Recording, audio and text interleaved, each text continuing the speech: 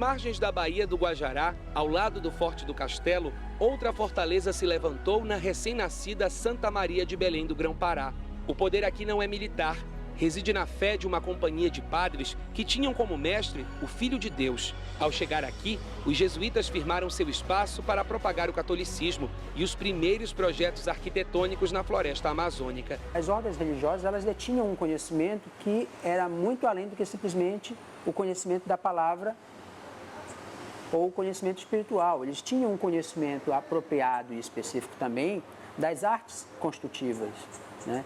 Então, engenheiros ou profissionais formados em monastérios, ou mesmo padres, que eram também escultores, artesãos, eles detinham um ofício que acabavam, nos lugares para onde eles eram deslocados, compartilhados com cidadinos, com pessoas que ali viviam. A ideia dos jesuítas era manter a ordem moral e religiosa entre os colonos, já que longe de casa, eles poderiam perder a fé e o respeito aos chamados bons costumes de vida.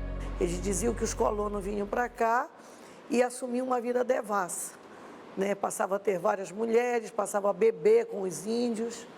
Então eles têm uma preocupação de uma orientação religiosa aos colonos. Entre os indígenas, o processo de catequização veio atrelado à arte. No colégio anexo, os padres davam aula de ensino básico e também compartilhavam a técnica barroca da talha em madeira, que hoje orna as 8 capelas laterais, o altar-mor e as esculturas da igreja. O estilo impresso nesse tipo de construção tem muito a ver com o estilo vigente na Europa, sobretudo em Portugal.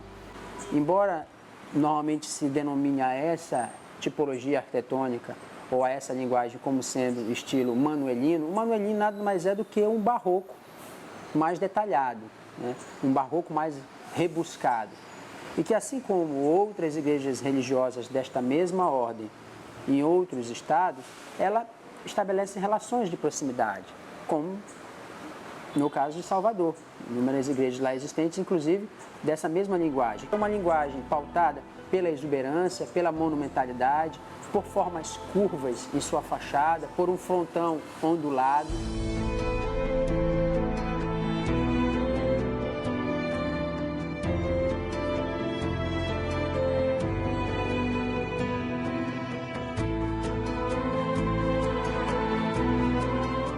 A história da Igreja de Santo Alexandre se confunde com a própria fundação de Belém. A obra dos jesuítas começou em 1616. No início, era uma construção simples de palha e barro, onde funcionava um colégio e uma igreja. O prédio que conhecemos hoje surgiu no século XVIII, inaugurado em 1719, após várias alterações no projeto original. Inicialmente, a igreja é construída para São Francisco Xavier, mas depois já vai homenagear o Santo Alexandre. Dizem, né, que o padre Urbano II fez uma doação dos restos mortais deste santo e que teriam trazido para essa igreja. Não há uma documentação que comprova exatamente isso, mas o fato é que o nome da igreja foi mudado. O conjunto em questão, que abrange não apenas a Igreja de Santo Alexandre, originalmente Igreja de São Francisco Xavier, como também o Colégio dos Jesuítas, e que depois se tornara arcebispado, quando os jesuítas foram expulsos do Brasil por volta da metade do século XVIII, ele inegavelmente conta um pouco da importância de uma arquitetura deste tipo, desta natureza, para a compreensão da ocupação e da própria colonização do território. Haja vista que, em sendo uma construção jesuíta, assim como a Igreja da Madre de Deus em Vigia, é uma construção que define claramente um processo de ocupação.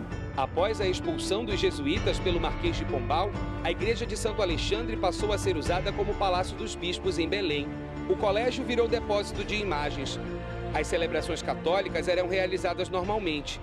Depois da década de 1950, mesmo após ser tombado pelo patrimônio histórico brasileiro, todo o complexo arquitetônico de Santo Alexandre entrou em decadência, sendo esquecido por quase meio século, até se tornar o Museu de Arte Sacra do Pará.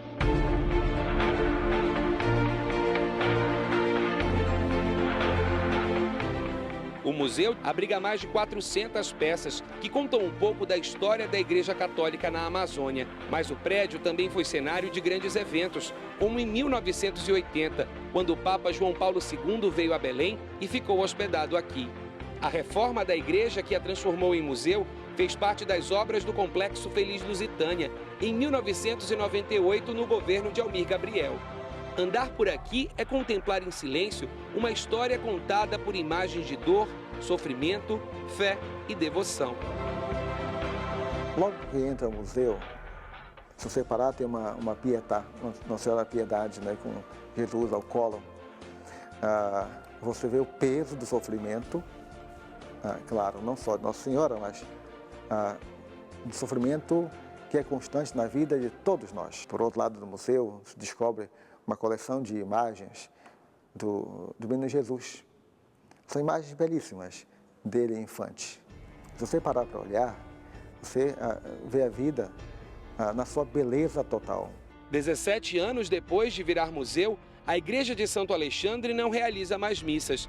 Quem visita o complexo, que hoje é cultural, tem a oportunidade de apreciar as obras e entender a formação da sociedade amazônica desde os tempos coloniais até a atualidade. Você encontra aqui no Museu de Arte Sacra as melhores e maiores expressões da vida de um povo, nos seus costumes, na sua visão de mundo, na sua visão de se relacionar com o próprio homem, com o ambiente, com o transcendente, olhando o que foi construído no Palácio Episcopal, na igreja, você vê como que é o resumo de uma história.